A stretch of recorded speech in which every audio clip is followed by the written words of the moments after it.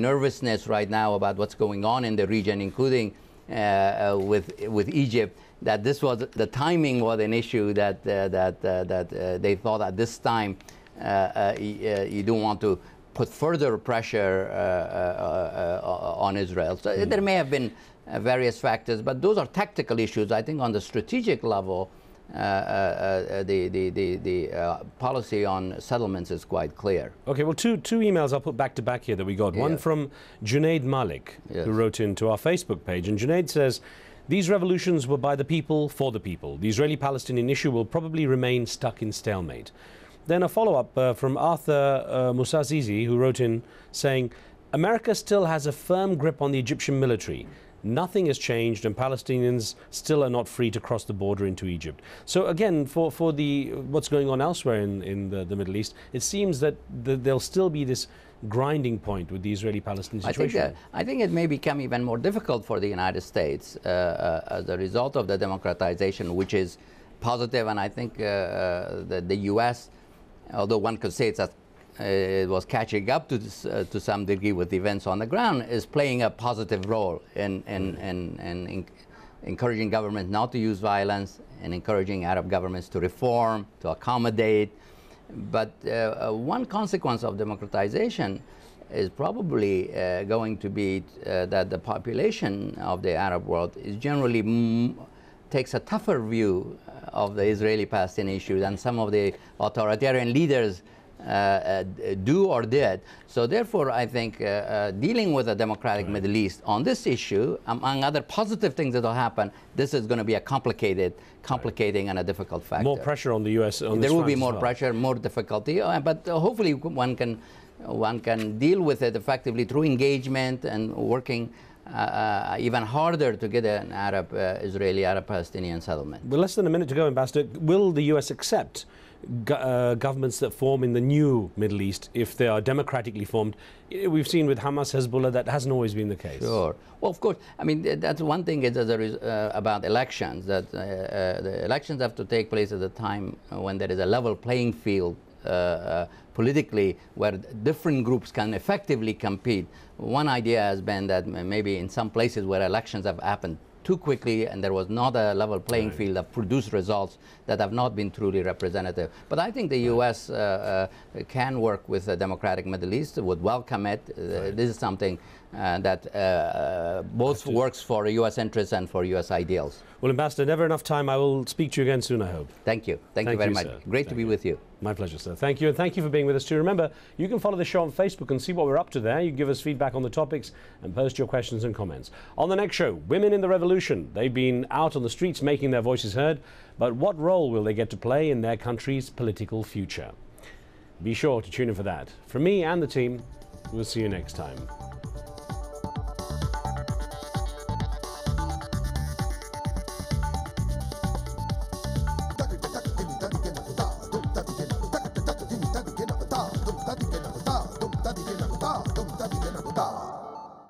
Business Latest is brought to you by the Qatar Tourism Authority and Catalan.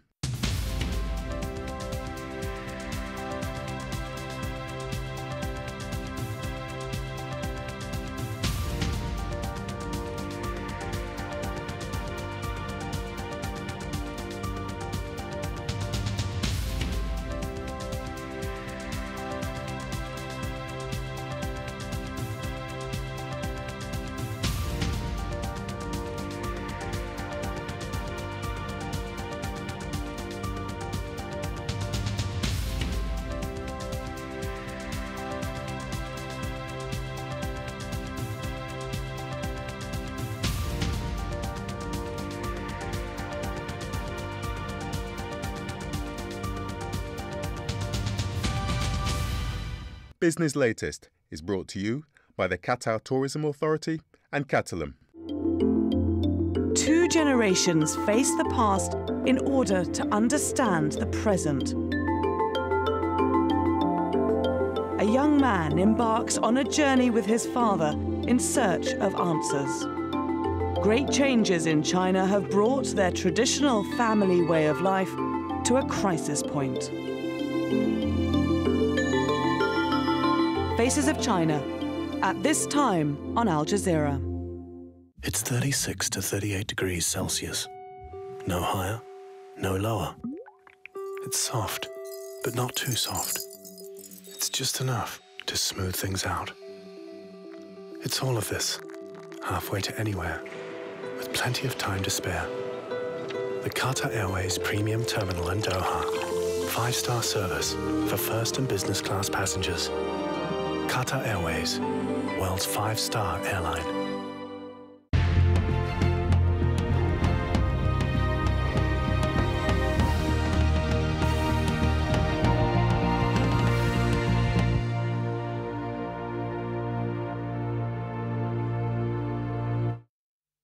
Colonel Gaddafi's brutal attacks on his own people are unacceptable and will not be tolerated.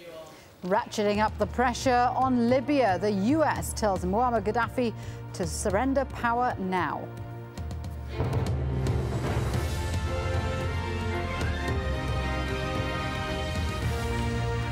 I'm Shuli Ghosh and you're watching Al Jazeera live from Doha. Also on the programme, air attack on AlJazeera. Residents claim the Libyan Air Force bombs an ammunition depot east of Tripoli. Banned from travel and his assets seized. Egypt's top prosecutor makes a move on ousted President Hosni Mubarak. Tunisia still in turmoil as another 2 ministers from the caretaker government resign following a weekend of deadly protests.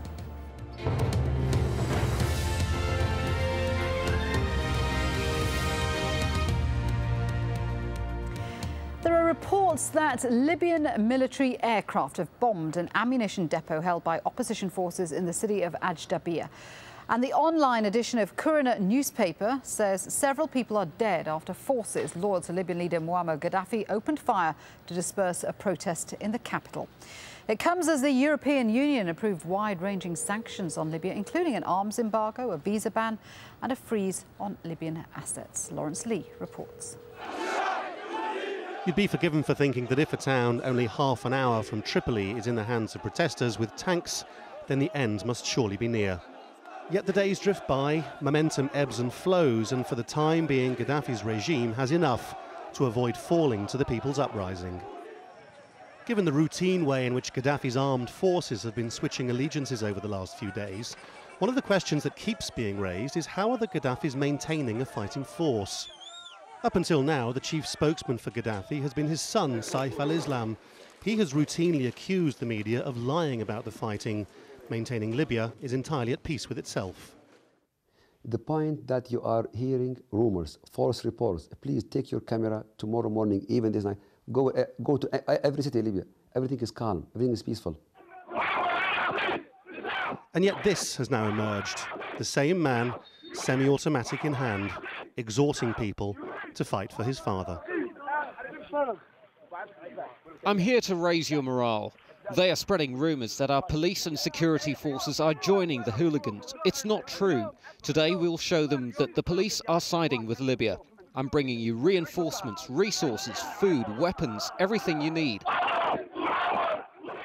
Discounting the irony that Saif al-Islam Gaddafi has warned about the prospects of civil war while seeming to arm a militia is the question of the extent of Gaddafi's regular military forces.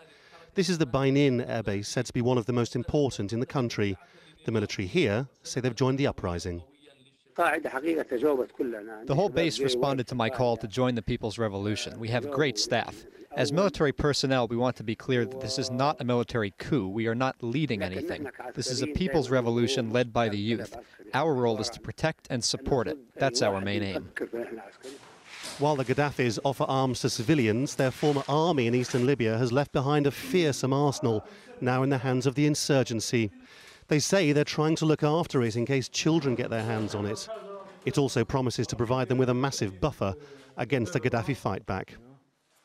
So the east of the country does now appear far more stable, and attempts are being made to suggest a country after Gaddafi. But there's still nervousness about a civil war, not least among poor migrant workers who, many days after their bosses, are finally getting out. Here is facing war and here is going on war, so we are afraid, everybody is afraid here, what maybe we can die and die. Away from the headline towns, it appears that little places are quietly realigning themselves, and in a small country, that could be genuinely significant. This Facebook video is said to be from Zintan, southwest of Tripoli, near the Tunisian border. Enough men with arms here to protect a fuel convoy. And this video, also from Facebook, is from a tiny-looking place called Kakla al-Jabal. They raise the flag of protest here unnoticed, but it's another community lost to Gaddafi. Lawrence Lee, Al Jazeera. Well, it's not just the European Union that's up in the ante. US Secretary of State Hillary Clinton told the UN Human Rights Council that Gaddafi must go. Now, China and Russia have added their voices, calling for the Libyan leader to be prosecuted for war crimes. Nick Spicer reports from Geneva.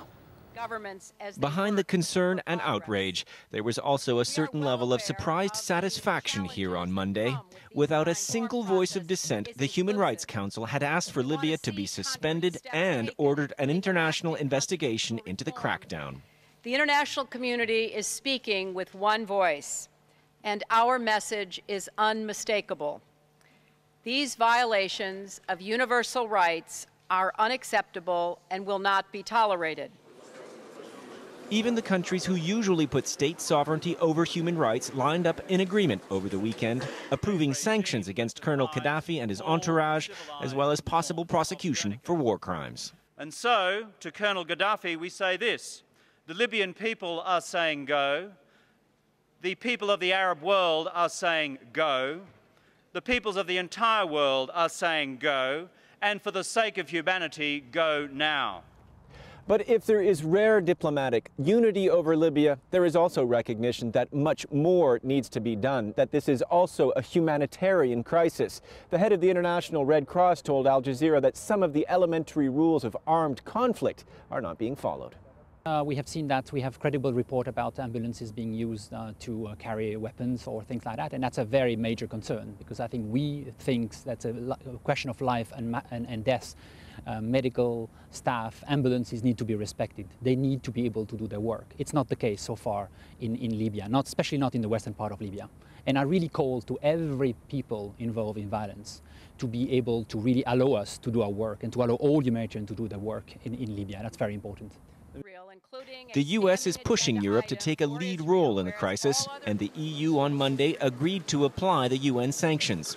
There is a recognition as well that the humanitarian and refugee crisis developing in Libya could affect Europe. We're trying to respond in real time to the crisis and, of course, to avoid the civil war that we fear, and making contingency plans to respond to the potential flow of refugees to neighbouring and to European countries.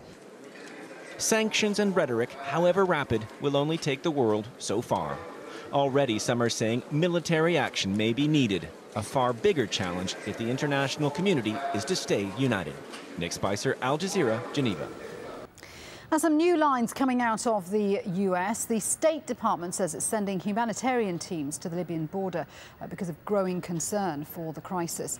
In another development, the US Treasury says it's now blocked Libyan access to $30 billion worth of assets. And in the last few minutes, the US military says it's moving ships closer to Libya in case they're needed. Hoda Abdelhamid is in the city of Benghazi, which is currently held by the protesters. Hoda, are people there encouraged by all the international moves against Gaddafi? Certainly they are encouraged because they do feel that there's international support. However, people also point out to the fact that Gaddafi has never had a really good relationship with the international community. He's already been slammed with sanctions before, and he has always survived everything. And he has continued ruling the country in the same way he has always done. Now, people here say that if the international community really wants to help the people of Libya, they should impose the no-fly zone sooner rather than later. They say that will give a sense of security to the people because it will hinder his ability to carry out aerial bombardment, and it will also hinder his ability to bring in mercenaries, African nationals from other countries who have been helping the pro-Gaddafi loyalists in crushing the protesters. So I think people would like to see more of concrete steps. Anyone I spoke to, however, also underlined underline the fact that they do not want to see one foreign soldier on Libyan soil. They don't want any kind of military intervention. They say that this is a